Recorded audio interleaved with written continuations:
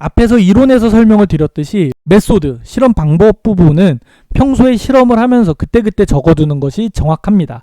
그래서 이 부분 같은 경우는 선배들이 쓴 논문이나 혹은 내가 참고한 연구의 실험 방법들을 써오면 되는 데다가 이 부분은 이론에서 설명드렸다시피 표절에서 비교적 자유로운 부분이라고 했죠. 이 부분을 쓰는 건 크게 어렵지 않습니다. 메소드는. 그래서 저는 리절트부터 설명을 드릴게요. 리절트 쓰는 거 해봅시다. 제가 앞에서 이론으로 리절트 쓰는 요령을 이렇게 설명을 드렸었죠. 그 중에서 요 중간 부분, 핵심이었던 부분, 모든 리절트는 4개만 반복해서 쓰면 기본 구성은 나온다. 첫 번째, 실험 목적, 내가 이걸 왜 했는가. 두 번째, 실험 내용, 내가 뭘 했는가. 세 번째, 실험 결과, 어떤 결과가 나왔는가. 네 번째, 결과의 해석, 이 결과는 도대체 어떤 의미를 지니는가. 4가지만 반복하면은 기계적으로 리절트를 쓸 수 있다고 말씀을 드렸죠. 제가 한번 예시를 직접 들어보도록 하겠습니다. 아까 그림 2번에 들어가기로 했던 내용이죠. 에스케타민을 척수강내에 투여를 하면은 플라시보에 비해서 더 항우울 효과를 보인다라고 했습니다. 제가 이 내용을 지금부터 논문으로 써볼게요. 첫 번째, 실험 목적 왜 했는가? 우리가 이 결과 왜 했죠? 에스케타민이 항우울 효과가 기존에는 복강내에서 효과를 보인다고 보였는데 기존에는 연구가 전혀 돼 있지 않는 척수강내 투여가 효과가 있는지를 보기 위해서 실험을 한 거죠. 그래서 목적, 척수강내 투여에도 항우울 효과를 보이는지 보려고 했다.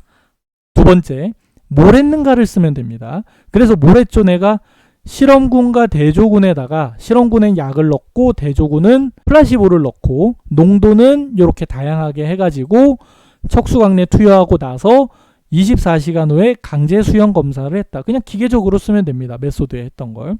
그래서 세 번째, 실험 결과 어떻게 나왔는가? 약물을 친 그룹이 플라시보를 친 데에 비해서 강제 수용 검사에서 50% 발버둥을 더 쳤다라는 걸 우리가 알아냈죠. 보통 우리의 실험 결과는 그 자체로 의미를 설명해 주지 않는 경우가 이렇게 많아요. 우리가 그 다음 단계인 결과 해석에서 이 결과를 해석을 해주는 단계가 그래서 나오는 거죠. 실험 결과인 강제 수용 검사에서 부동성이 50% 감소했다는 뜻은 발버둥을 50% 더 쳤다는 게 되니까 발버둥을 50% 더 쳤다는 거는 이 약물이 항우울 효과가 있다라는 것을 의미한다라는 의미를 써준 겁니다. 나는 요 4가지만 썼을 뿐인데 요 문장들을 줄줄줄줄 연결을 하면은 그냥 이게 한 문단의 리절트가 되는 거예요. 요걸 매끄럽게 이어주면 되겠죠. 그 다음 문단도 똑같이 해보도록 하겠습니다. 자, 피겨 3에 대해서도 앞에서와 똑같이 해보죠. 피겨 3는 제가 뭘 보려고 한 거였죠? 척수강내 투여 방법이 기존에 쓰이던 복강내 투여보다 더 우수한지를 보고 싶다고 했어요. 그죠? 그러면 왜 했나요? 척수강내 투여가 복강내 투여보다 더 좋은지를 보기 위해 실험을 하였다. 그럼 그 다음으로 실험 내용 뭘 했는가? 그래서 제가 뭘 했죠? 실험군과 대조군이 됐는데 요번엔 실험군과 대조군이 뭐가 됩니까? 실험군은 척수강내 투여한 쥐가 되고 대조군은 복강내 투여한 쥐가 되겠죠. 요 2가지 실험군으로 똑같은 짓을 한 거예요. 강제수용 검사를 해서 결과를 봤더니 어떻게 나왔다? 척수강내 투여를 한 쪽이 복강내 투여를 한 쪽에 비해서 생쥐가 10% 더 많이 발버둥을 쳤다라는 결과가 나왔다는 거죠. 그 다음에 요 결과를 역시나 해석을 해줘야 됩니다.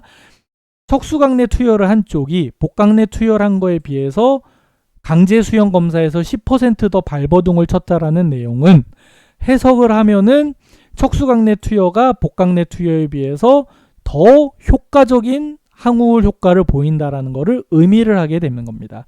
제가 아까 추가적으로 부작용에 대한 내용을 넣자라 그랬는데 모든 농도에서 만약에 부작용의 정도의 차이가 없었다라고 하면은 이것도 역시나 해석을 해서 부작용은 차이가 없으면서 효과는 더 좋은 방법이 된다라고 제 연구 결과를 도와줄 수가 있겠죠.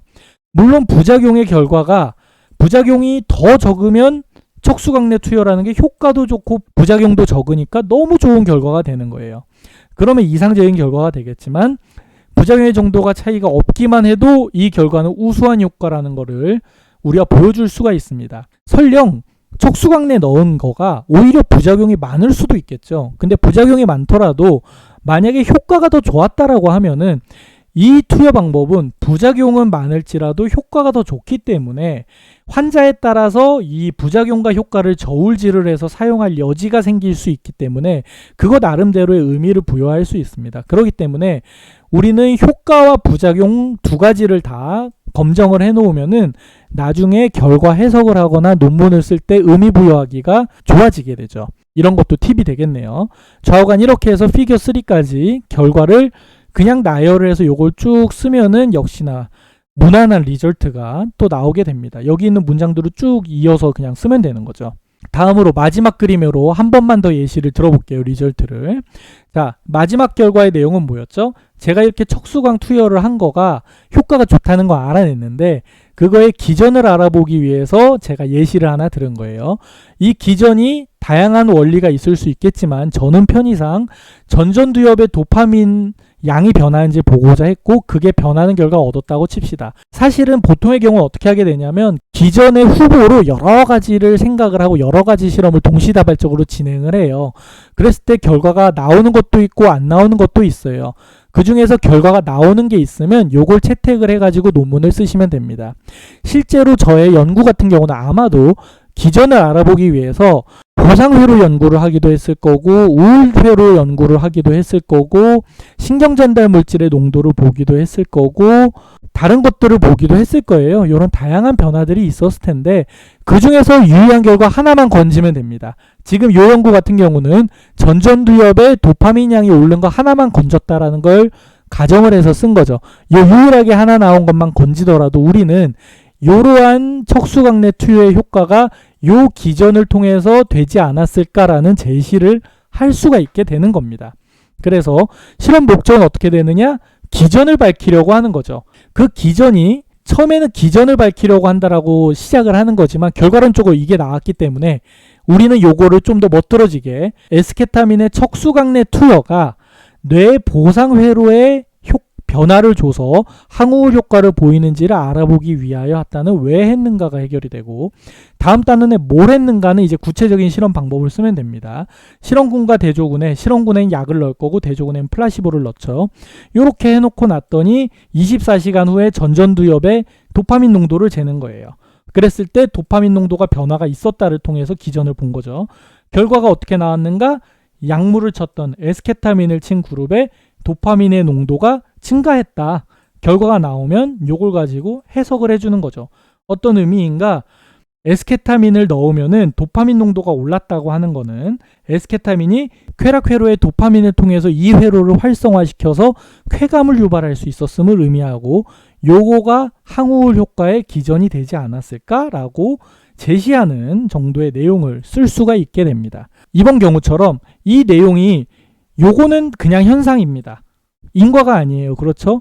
도파민 농도가 오른 거랑 항우울 효과 보인 거랑 무관할 수도 있어요. 인과관계가 전혀 없을 수도 있지만 인과관계를 밝히기 위해서는 굉장히 많은 연구와 실험을 해야 되기 때문에 이렇게 단순한 상관관계를 보는 연구를 하는 쪽이 동시에 나타나는 현상들이 여러 개가 있잖아요. 그랬을 때 요걸 통해서 유발되지 않을까라고 본인이 논문에다가 이렇게 유발될 수도 있다 정도로 이런 걸 보고 우리가 해지를 친다라고 합니다. 울타리라고 하는데 내 논문에다가 울타리 이렇게 방어를 치는 거죠.